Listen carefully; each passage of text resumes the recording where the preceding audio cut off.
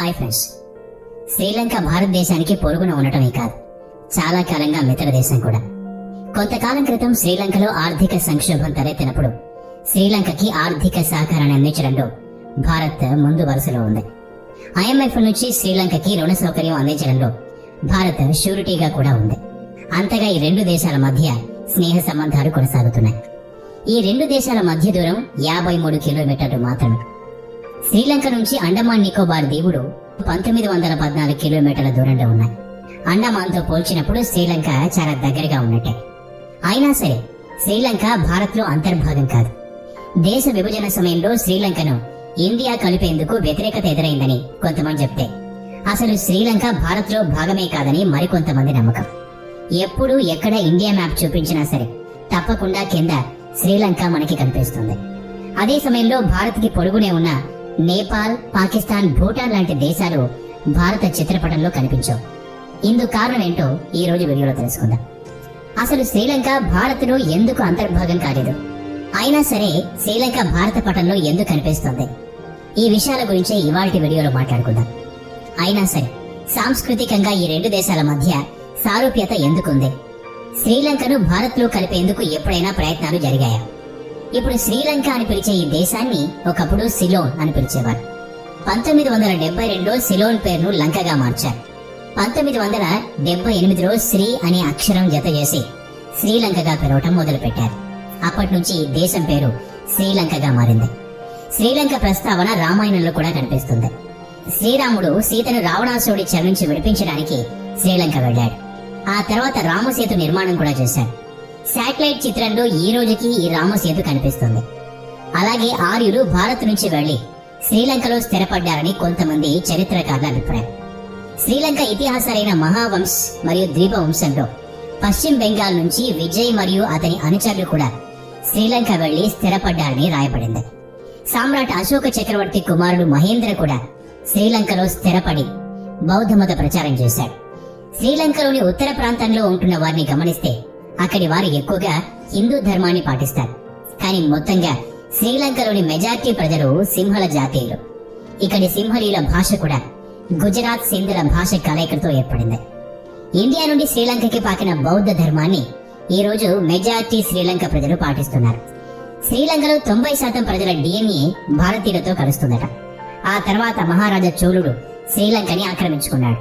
తన అనురధ రాజ్యాన్ని శ్రీలంకలో కల్పిస్తాడు. కొంతకాలం శ్రీలంక చోళుల పాలనలో ఉండింది.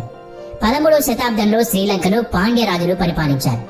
చోళులు, పాండ్యులు చాలా కాలం పాటు శ్రీలంకను పరిపాలించారు. అందుకే భారత్ ప్రభావం శ్రీలంక మీద మెండుగా ఉంటుంది. శ్రీలంక ఆహారపు అలవాట్లు దక్షిణ భారతదేశపు అలవాట్లు ఒకే విధంగా ఉంటాయి. కట్టు బొట్టు కూడా ఒకేలాగా కనిపిస్తాయి. భారత్ కి శ్రీలంకకి అనేక సారూప్యతలు ఉండడం చేత శ్రీలంక భారత్ లో భాగమైతే బాగుండేదనుకునే వారు కూడా ఉన్నారు. కానీ అనేక కారణాలతో శ్రీలంక ఎప్పుడూ భారత్ లో భాగం కాలేదు. అందుకు కారణం చరిత్రలో శ్రీలంక ఎప్పుడూ ఒక స్వతంత్ర దేశంగానే ఉండేది. శ్రీలంకలోని మెజార్టీ ప్రజలు సింహళ జాతీయులు. ఆ రాజుల చేతనే శ్రీలంక అనేక సంవత్సరాల పాటు పరిపాలించబడింది. బయటి వారు శ్రీలంకను పాలించిన సందర్భాలు చాలా తక్కువని చెప్పారు. కొంతకాలం చోళులు, పాండ్యులు శ్రీలంకని పాలించిన డైరెక్ట్ గా వారు పరిపాలన చేయలేదు.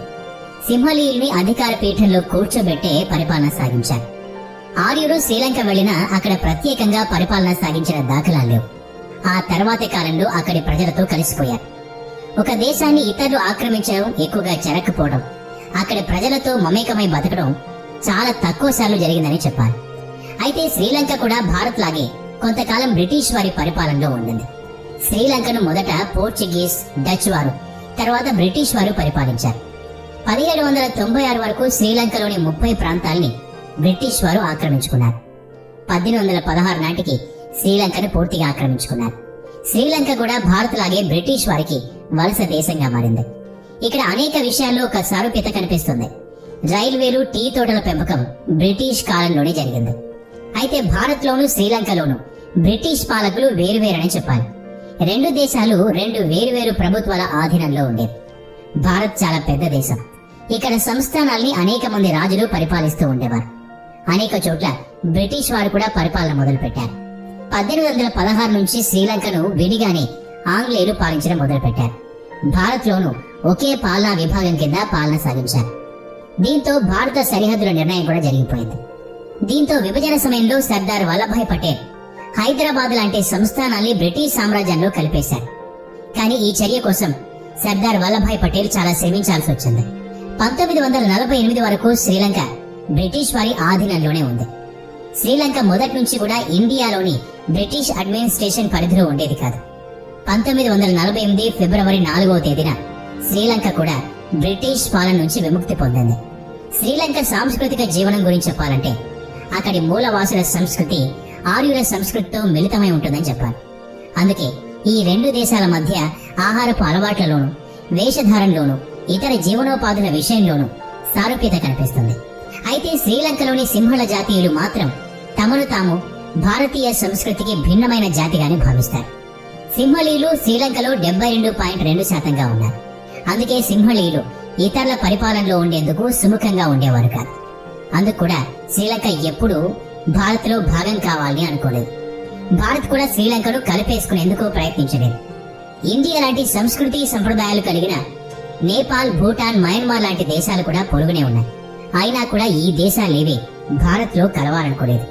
స్వయం ప్రతిపత్తితో స్వతంత్ర దేశంగానే ఉండాలనుకున్నాయి. శ్రీలంక కూడా సింహళీయుల పరిపాలనలో కొనసాగాలని కోరుకుంది. భారత స్వాతంత్ర్యానంతరం సిక్కిం భారత్లో విలీనమైనట్టే శ్రీలంక కూడా విలీనమవుతుందని కొంతమంది భావించారు. కానీ 1948లో శ్రీలంక స్వతంత్ర దేశంగా అవతరించాక అధికార పీఠాన్ని సింహళీయులకి అప్పచెప్పారు.